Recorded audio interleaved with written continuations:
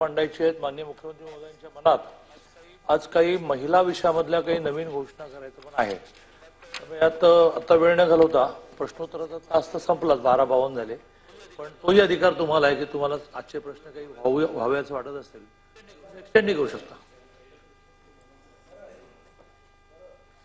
संसदीय कामकाज मंत्री महोदयांनी जे सांगितलं त्यानुसार निश्चितपणे मी अगोदर देखील घोषित केलेलं आहे आणि निर्देशही दिलेला आहे की जे वैयक्तिक स्वरूपाचं असंसदीय आणि जे काही बोलण्यात अपशब्द थोर पुरुषांच्या विषयी आलेले ते तपासून त्या संदर्भात योग्य ती उचित कारवाई निश्चित स्वरूपामध्ये करूया.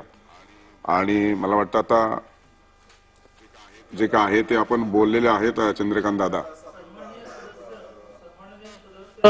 श्रीकांत भारतीयांचा उल्लेख झाला तर त्यावेळेला त्यांनी त्याची स्पष्ट दिलगिरी व्यक्त करून हा विषय संपला आहे. आणि मला असं वाटतं की महाराष्ट्राच्या राजकारणामध्ये अलीकडे ज्याला म्हणतात की शब्दाचा छल करण्याचं जे चाललंय आणि याच्यातून खूप तो माणूस त्याचं कुटुंब सगळं आपण डिस्टर्ब करतो. म्हणजे त्याने तसं करायला हवं होतं की नवं होतं म्हणजे काही हेतूच कोणाला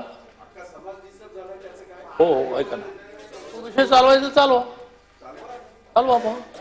आता एक विषय आहे की मी जसा दोन विषय संपवले तसं मी म्हटलं की मध्येच हा विषय निघाला म्हणजे असं काही अपमान करणे दादा तपासून त्या संदर्भात उचित कारवाई करू. आणि दुसरा एक शब्द असे काही अनेक शब्द असतात की प्रथा परंपरेने वापरले जातात. अनिल परब साहेबांनी सांगितलं की पिजन बॉक्स, त्यामुळं आपली प्रथा आणि परंपरा विधिमंडळाची पिजन बॉक्स, तर आपण मराठी शब्द वापरूच नये अशा संदर्भामध्ये मी आपल्याला निर्देश देत आहे. या संदर्भात एवढा एक शब्द मराठीत वापरू नये याची नोंद घेण्यात यावी. तो असंसदीय समजला जाईल. आणि त्यामुळे आता प्रश्न क्रमांक 1